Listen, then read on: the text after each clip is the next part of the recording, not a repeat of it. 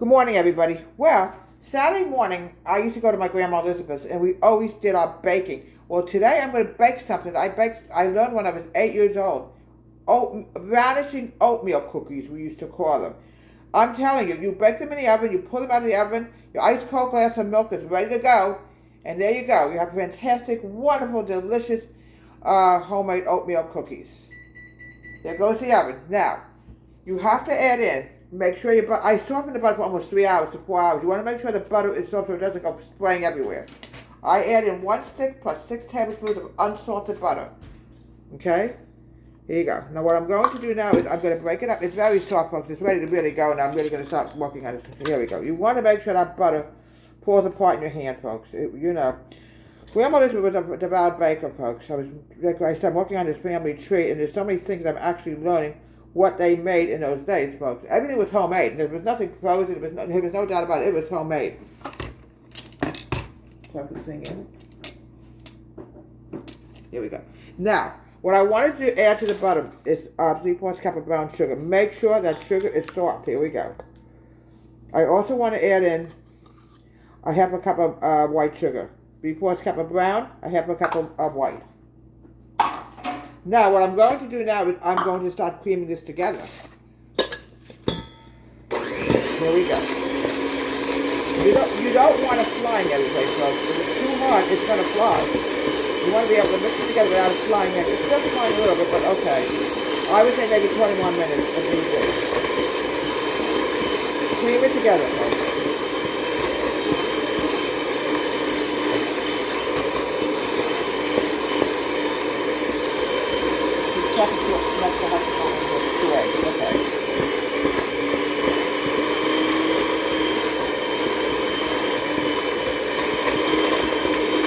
You want to make sure everything is mixed together and blended in.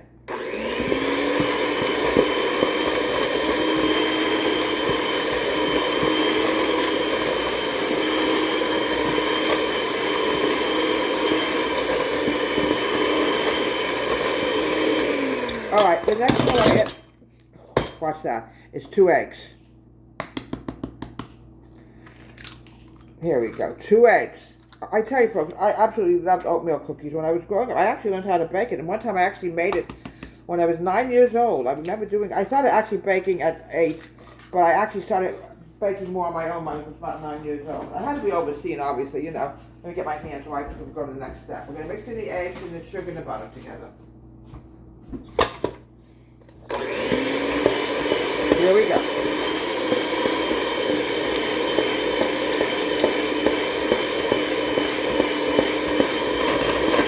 Now you could add nuts in here. Sorry, you could add nuts in, you could add raisins or chocolate chips. We're just going to do the plain today. Now the next thing I want to add in while I'm talking is my vanilla. Always, you have to add in everything, folks, or it's not going to come out. I can tell you that. Alright, now I'm going to grab a teaspoon. 1 teaspoon of vanilla extract. I don't use imitation, I use natural. Here we go. There we go. Then we're going to go to the next step. It's going to be the dry.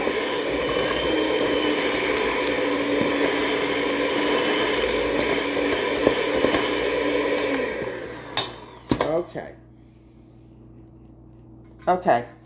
We're going to the dry now, folks. I'm adding in 1 and 1/2 cups of flour.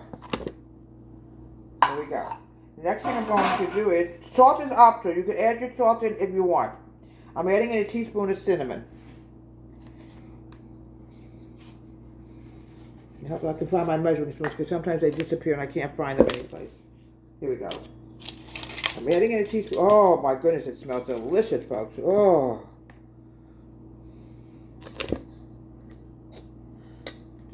Teaspoon of cinnamon. I'm also going to add in my baking soda. I'm adding in 1 teaspoon of baking soda. Make sure, folks, please, you wash the cinnamon off your teaspoon. You don't want to get anything into the baking soda. You know, I use other stuff baking soda, not, you know, I use it on different occasions, you know. Teaspoon of baking soda. Make sure your baking soda is fresh. Here we go. Now, we're going to get a whisk and we're going to mix this together. I have to add in my oats, but the oats is the last thing to go in. Oh, folks, it smells really good. Oh. Come here, you get. There we go. All right, I'm now adding in the dry into the wet. I'm going to mix it together, and I'm going to go to the 3 cups of oats. Just give me a minute.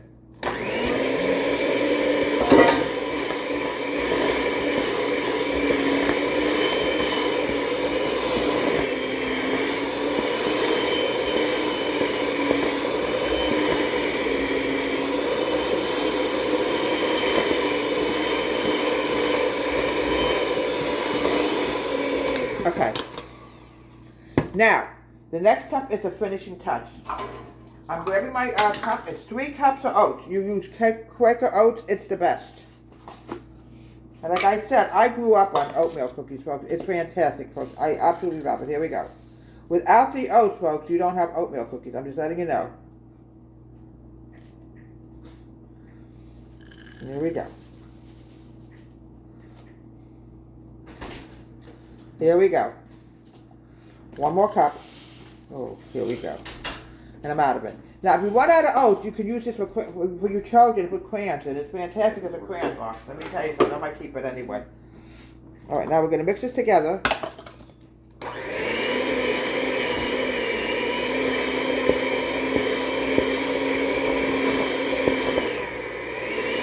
right. I'm sorry about that, folks. Don't ever try to pull it out when it's still mixing, folks. You'll have a mess. Okay. I want to wash my cookie sheet. Then we're going to start rolling it, and we're going to pop it into the oven. And I'm going to tell my friend Alexa how many minutes. Always make sure your cookie sheet is clean at all times. All right, we've got to get this going now. Move it. Lots of arm movement, folks. Oh. I'm going to chill this for a few minutes, by the way, folks, once I can pull together. I have to wash my hands. I can't touch my phone. You want to make sure it starts forming into a ball, folks, okay?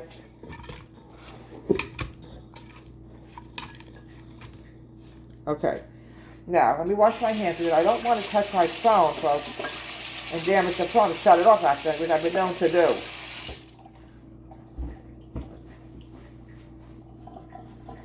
Okay, almost done. All right, chill this dough for 15 minutes, folks. All right, make sure your dough is really chilled. Now, we're going to roll up this dough, folks. I call these Vanishing oatmeal cookies. They're delicious and yummy. Here we go. We want to make sure they're flat. You know, I flatten the balls a little bit sometimes. Depends on the cookies. Here we go. Oatmeal cookies are the best. I absolutely love oatmeal cookies. Oh, they're delicious. And what you can put into them is like you can put raisins in it. You can put chocolate chips in it. I prefer them to be plain, folks. That's when they taste really good. You can get quite a few cookies out of this, folks. Did you know that? Here we go. This is going to take about 8 minutes to bake in 350 oven. I can tell you that. Oh, folks, I just smelled the dough. In our day, when we were growing up, folks, do you know we were able to actually snack on the cookie dough? You know, Grandma said, "Here, Debbie, have a piece of cookie dough. You'll love it." It has a delicious taste to it. I'm going to wash my hands in because I can't put you on pause, folks, as long as I have cookie dough on my hands, obviously, you know.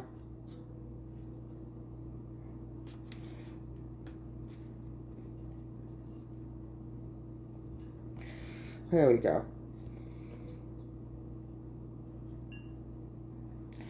Alright, let me wash my hands because I don't want to touch the phone, folks, and just, you know, take any chance that we lose anything. There's nothing worse than you make a good tape and then all of a sudden the phone drops or whatever. You gotta be really careful. Dry your hands before you touch any camera, phone, or anything, because you can lose everything. Alright, I'll put this in the oven. Bake this for about 8 minutes. If it's not done, then go for 10. And here we are, we're back again. Delicious, wonderful homemade oatmeal cookies.